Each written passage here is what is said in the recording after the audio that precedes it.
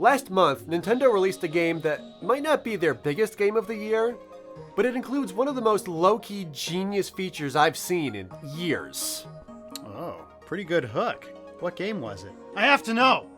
Nintendo World Championships NES Edition. The game itself was a collection of speedrun challenges from 13 different NES games, including online challenges where you compete against the times of other players. It's a great time, perfect for anyone who wants to taste the thrill of speedrunning without committing to learning a 10-hour Final Fantasy run. And it's based on those real events from 1990 that then they brought back again last year. That was 9 years ago. I want to go home.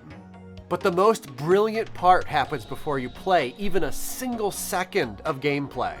This is the thing from the hook. Yeah, this is the thing. It asks you to name your favorite NES game, and it gives you a list of every game on the system. Cool. And then what happens? You pick one. That's it? That's the thing? Yes. That's terrible. How did I even get in this clickbait video? Get me out of here. I'm downvoting this thing. That's it? How is that the most genius feature in years, or whatever the current video title is? Because it fixes online play. Fixes online... You can't just say that. You know that's not enough explanation. So, okay. When you play a game online against a stranger, what do you know about them? A username and a profile picture? Maybe a custom character? Then you play a game or two and you forget the other person ever existed. There's no human connection. So, I guess I agree, but how does picking your favorite NES game fix that, you turd? Because that game you chose always appears when anybody sees your profile. If you play online in survival mode, you're matched up with 7 other players and you instantly know an interesting detail about them. Sure, there are usernames and icons, but if I'm going into the final round against somebody who picked 1943, the Battle of Midway, I'm having an experience with another person that I can relate to. Okay, I can see what you're saying. And because of the nature of the game, NES games are automatically a shared interest, like a built-in icebreaker. And if you win, it's not just a victory for you.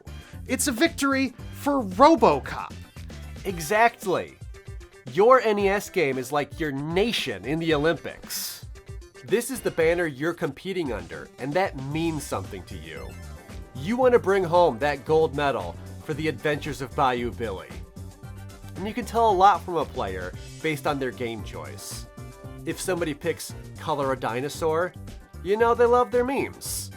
If they dug through the Japanese game list to find Mother, you know they're a die-hard Earthbound fan. And if they pick Super Mario Bros. 3, you know that person is boring.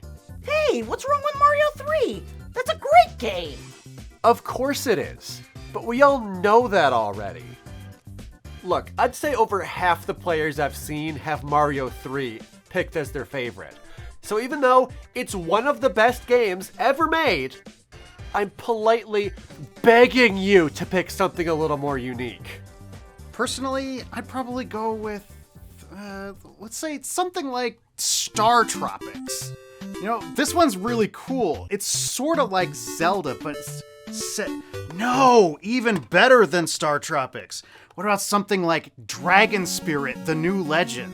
This is one of those vertical shooters where you shoot at stuff in the air and stuff on the ground, and sometimes that stuff on the ground is Godzilla, and you play as a dragon, and when you power up, your dragon gets more heads, and that is exactly as cool as it sounds. I rented this one once as a kid because it had a dragon on the front, and I was really hoping it was a game where you play as a dragon, and I thought probably it's not because that's obviously what everybody would want everything to be, but that's just never what anything is. But that's what this one is! Yeah, I'd have to go with Wall Street Kid.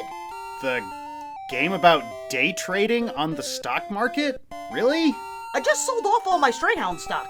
Give me 200 shares of Yapple and use the rest to buy a dog for my wife. That ought to shut her up. Oh my god. Personally, I bounced between a few. Golgo 13, Mule, Caveman games, but ultimately, I landed on Rad Racer. Rad Racer? I adore the whole genre of arcade driving games, and this is one of the best. It was made by the team that would go on to make Final Fantasy, and now that I know that, this Nobuo Uematsu tune from Rad Racer is unmistakably Final Fantasy battle music.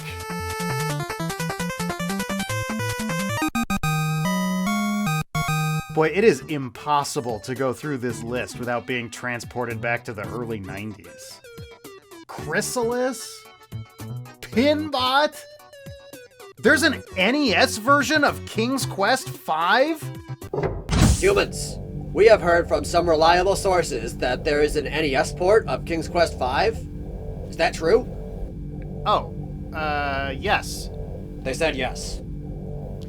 Yes.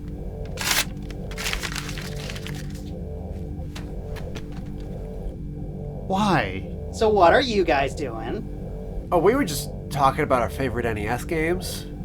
Oh, that's fun. Mine is, I don't know. Come back to me. I gotta go check something. The only acceptable answer is Dino Wars: The Destruction of Spondylus. It has a Y and a Z. That's the coolest one. Did you just pick the one with the coolest title? Hey, I'm asking the questions around here. Yes, I did. I got it. I got one. My favorite NES game is Super Mario 3.